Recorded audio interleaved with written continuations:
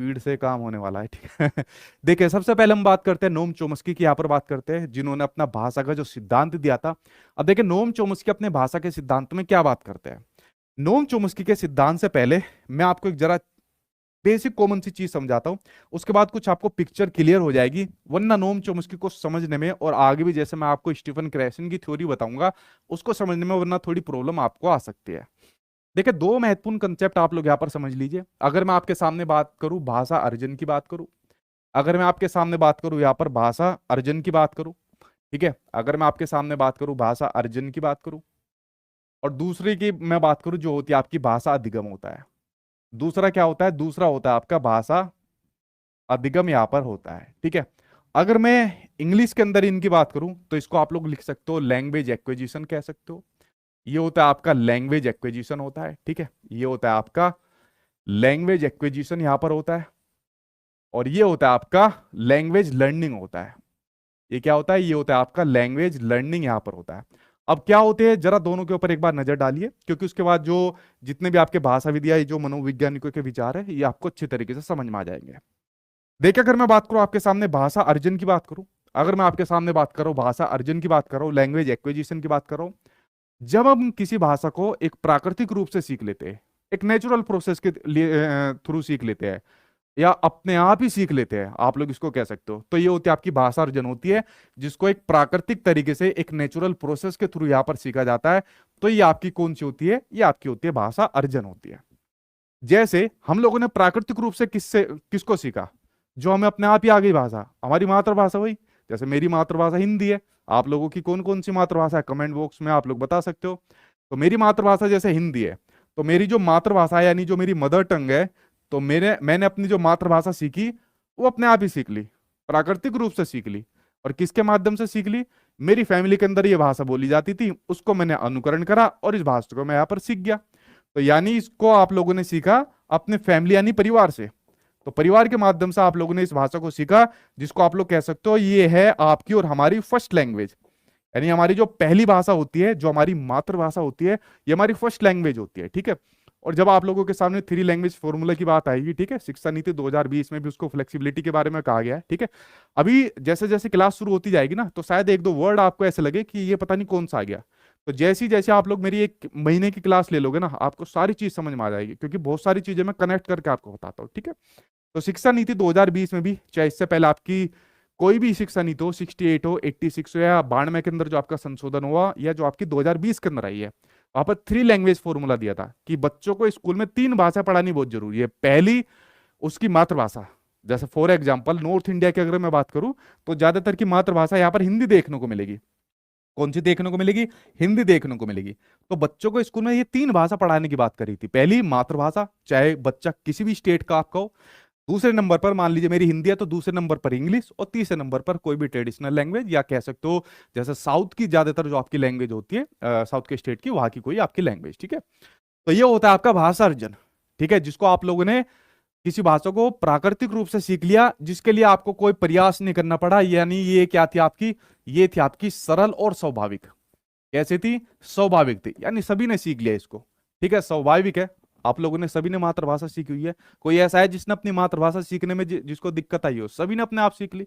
और ये आसान भी होती है, ये आसान होती है ना, तभी तो हम लोगों ने सीख लिया। पर मुश्किल होती तो मान लीजिए अगर मैं आपसे कहूँ चलो फ्रेंच सीख के सिखाओ, सीख के दिखाओ इतनी जल्दी, जितनी जल्दी मातृभाषा सीखी है नहीं सीखी जाएगी, आपका फ्रेंच टूट जाएगा एकदम जो है, ठीक है। तो ये होती है आपकी भाषा अर्जन होती है, ठीक है, जो आपकी पहली लैंग्वेज होती है। अब मान लीजिए आपको कोई दूसरी भाषा सीखनी है, जैसे मैंने कहा फ्रेंच सीख कर बताओ, या मैंने कहा आप संस्कृत सीख के बताओ, या मैंने आप लोगों से कोई भी लैंग्वेज कह दिया।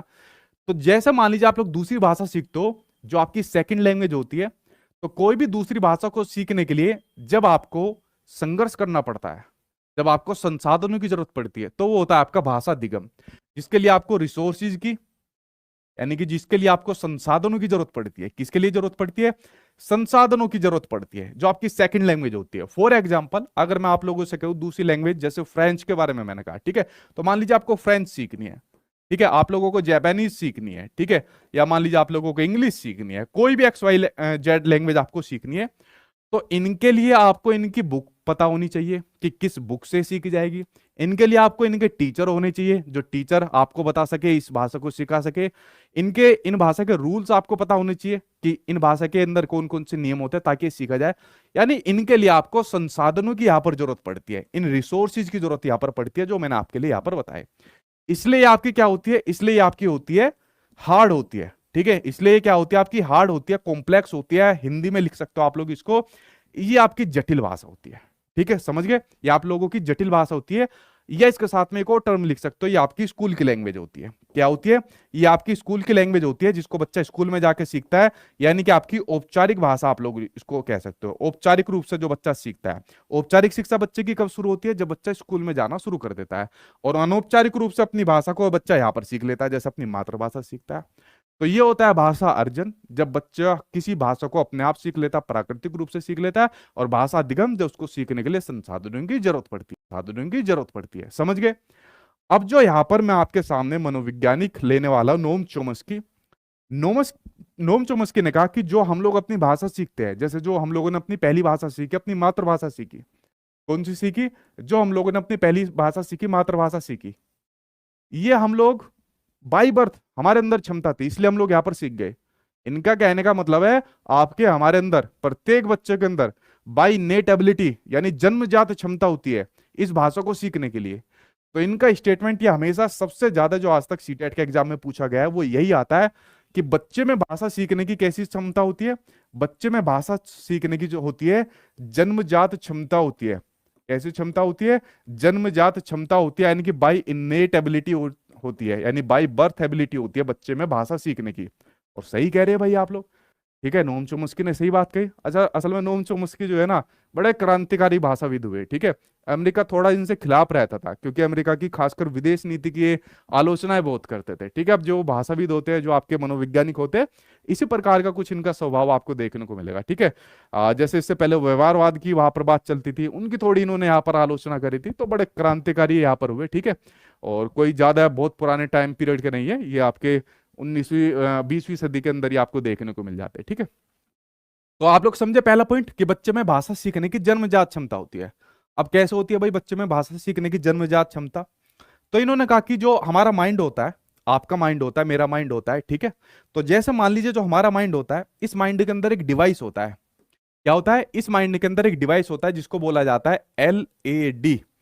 ये डिवाइस कौन सा होता है, इस डिवाइस का नाम होता है आपका LAD। एल का मतलब होता है आपका लैंग्वेज, एल का मतलब होता है आपका लैंग्वेज, ए का मतलब होता है आपका एक्विजिशन, ए का मतलब होता है आपका एक्विजिशन, और डी का मतलब होता है आपका डिवाइस। डी का मतलब होता है आपका डिवाइस, या कह सकते हो आप लोग भाषा अधिग्रहण यंत्र। क्या कह सकते हो, भाषा अधिग्रहण या भाषा अर्जन यंत्र। इसलिए मैंने आपको शुरुआत में सबसे पहले भाषा अर्जन के बारे में बताया, भाषा अर्जन और भाषा अधिगम के बारे में, इसलिए आपको जानना जरूरी था, क्योंकि ताकि आप लोगों को पता लग जाए, ठीक है। तो इन्होंने कहा कि हमारी खोपड़ी में और आपकी खोपड़ी में, प्रत्येक बच्चे की खोपड़ी के अंदर ये डिवाइस होता है, और इसकी हेल्प से बच्चा क्या काम करता है, किसी भी भाषा को अपने आप ही सीख जाता है। अगर मैं आपको ब्रेन की बात करूं, जैसे ये मेरा ब्रेन है, अभी भरा हुआ है, मान लीजिए आपका ब्रेन है थोड़ा बहुत खाली है, तो जैसा अगर मैं ब्रेन के लेफ्ट और राइट की बात करूं, तो जो हमारा ये लेफ्ट वाला हिस्सा जो होता है ना, लेफ्ट वाले हिस्से से हम ज्यादातर करते हैं अपनी तर्क शक्ति का यूज करते हैं। यानी कि इस वाले हिस्से से हम क्या काम करते हैं, कौन सा होता है, आतामाजी सटकली नहीं, जो सटकली करता है ना इस तरह से, तो लेफ्ट वाले माइंड से हम क्या काम करते हैं, यहाँ पर तर्क करते हैं हम। कोई भी मान लीजिए आपको तर्क करना हुआ, ठीक है, जैसे मान लीजिए आपके पास मैथ्स है, तो मैथ्स के अंदर क्वेश्चन आंसर आप लोग कर रहे हो, जैसे आपके सीटेट के एग्जाम में पूछ लिया था, जो लेट सपोज करके पूछा जाता है कि माना कि इस प्रकार के क्वेश्चन आते हैं कि माना आपकी उम्र 100 साल है, माना आप लोग जो वीडियो देख रहे हो बड़े बेवकूफ हो, माना मैं बहुत इंटेलिजेंट हूं। इस प्रकार के माना वाले जो क्वेश्चन होते हैं वो जीन प्याजे की किस अवस्था में पूछे जाते हैं, ठीक है, ऐसा क्वेश्चन आपके एग्जाम में आया था। इसी प्रकार से जो आप लोगों के तर्क शक्ति पर आधारित चीजें होती है, आपके लेफ्ट साइड में होती है। किसमें होती है, लेफ्ट साइड में होती है, ठीक है। जैसे मान लीजिए जो आपका भाषा का भी ये जो डिवाइस होता है, ये आपके लेफ्ट साइड में रहेगा, ठीक है। यानी जो आपका ये LED डिवाइस जो रहता है, ये आपकी लेफ्ट साइड में रहता है। अब नोम चोम्स्की ने बता दिया भाई कि हमारे माइंड के अंदर ये डिवाइस होता है, और पता नहीं है इसके ऊपर पूरी की पूरी रिसर्च करनी पड़ेगी कि डिवाइस कैसे होता है, कैसे कैसे काम करता है। तो नोम चोम्स्की ने तो ये कहा था कि इस डिवाइस की हेल्प से बच्चा किसी भाषा को अपने आप सीख लेता है, क्योंकि उस भाषा के जो नियम रूल होते हैं वो इस डिवाइस की मदद से बच्चा यहाँ पर सीख जाता है। इसके लिए इन्होंने एक बड़ी महत्वपूर्ण टर्म दी, यूनिवर्सल ग्रामर। क्या टर्म दी, इसके लिए बड़ी महत्वपूर्ण टर्म इन्होंने दी यूनिवर्सल ग्रामर के नाम से, ठीक है। क्या टर्म दी? यूनिवर्सल ग्रामर के नाम से बड़ी महत्वपूर्ण टर्म दी, जिसको बोला जाता है सार्वभौमिक व्याकरण। जिसको बोला जाता है सार्वभौमिक व्याकरण। कि प्रत्येक बच्चे के अंदर है और प्रत्येक बच्चा किसी भाषा के नियमों को अपने आप ही सीख जाता है। क्यों? बच्चे के खोपड़ी के अंदर क्या है? एलईडी डिवाइस यहाँ पर होता है, ठीक है। तो जो आपके लेफ्ट साइड में यह देखने को मिलता है, जिससे बच्चा यहाँ पर तर्क करता है, जैसे भाषा के माध्यम से कर रहा है, मान लीजिए मैथमेटिक्स के अंदर कर रहा है, जैसे मैंने आपको वो माना माना वाला यहाँ पर बताया, ठीक है, एग्जाम्पल बताया। राइट साइड में आदमी के अंदर क्या होती है? राइट साइड में आदमी के अंदर जो भी नया इनोवेटिव तरीका आता है, जो भी रचनात्मकता वाला तरीका आता है, ठीक है, जैसे मान लीजिए फॉर एग्जांपल मुझे पेंटिंग करना पसंद है, तो रचनात्मकता वाला आपकी राइट वाली खोपड़ी के अंदर आएगा, ठीक है। तो आपका इसके अंदर आ जाएगा। आपको डांस करना पसंद है, रचनात्मकता वाला आ जाएगा। तो इस प्रकार से एलईडी डिवाइस के बारे में जो आपके नोम चोम्स्की ने कहा, जो आपके लेफ्ट वाले में आएगा, ठीक है। तो यहां पर इन्होंने कहा कि ये यूनिवर्सल ग्रामर के नियम यहां पर सीखता है। इसकी मदद से, मतलब ये जो एलईडी डिवाइस है, इसकी मदद से बच्चा किसी भी भाषा को अपने आप यहां पर सीख लेता है। दूसरी बात, एक और पॉइंट यहां पर इन्होंने कहा, नोम चोम्स्की ने कहा कि बच्चा मान लीजिए किसी भाषा को सीख रहा है, तो आपने देखा होगा कुछ बच्चे किसी भी भाषा को सीखते हैं ऊपरी ऊपरी तौर पर सीख लेते हैं। जैसे आपका सीटेट का एग्जाम है, और जो इसमें आपकी लैंग्वेज आती है, चाहे हिंदी हो, इंग्लिश हो, संस्कृत हो, कोई भी आपकी लैंग्वेज हो, बड़ा अच्छा स्टैंडर्ड उसका देखने को मिलता है आपका। तो यहां पर आपको क्या करना पड़ेगा? गहरे तौर पर पढ़ना पड़ेगा, जिसको कहा जाएगा गहरी संरचना। जिसको कहा जाएगा गहरी संरचना, यानी कि आपका डीप स्ट्रक्चर इसको कहा जाएगा। क्या कहा जाएगा? डीप स्ट्रक्चर इसको यहां पर कहा जाएगा। यानी अगर आप लोगों ने डीप में नहीं पढ़ा ना, तो आपको डुबा देगा ठीक है, गहराई में डुबो देगा। लेकिन टेंशन मत लेना, जब तक तुम्हारा सर खड़ा है डूबने नहीं देगा बिल्कुल भी किसी को, ठीक है। बस समझते जाना कंसेप्ट को, रटना मत किसी भी चीज को, ठीक है।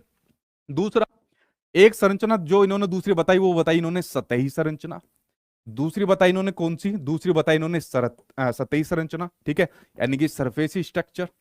दूसरा बताया इन्होंने सरफेस स्ट्रक्चर, यहां पर बताया, ठीक है, यानी ऊपरी ऊपरी तौर पे। मान लीजिए आप में से कुछ स्टूडेंट ऐसा सोच रहे होंगे, सर जी इतना मत समझाओ, सीधे क्वेश्चन आंसर के ऊपर टूटा दो, बस ऊपरी ऊपरी तौर पे पढ़ लेंगे। भाई अगर ऊपरी ऊपरी तौर पर पढ़ के गए ना, तो ऊपरी ऊपरी नंबर आएंगे फिर, ठीक है, और फिर तुम्हारे अंदर ऊपरी आ जाएगी। इसलिए जो भी पढ़ना है गहराई से, गहनता के साथ यहाँ पर आपको पढ़ना है, ठीक है। तो गहन पठन आपको यहाँ पर करना पड़ेगा, ठीक। तो ये जो बातें कही थी नोम चोम्स्की ने अपने सिद्धांत के लिए कही थे।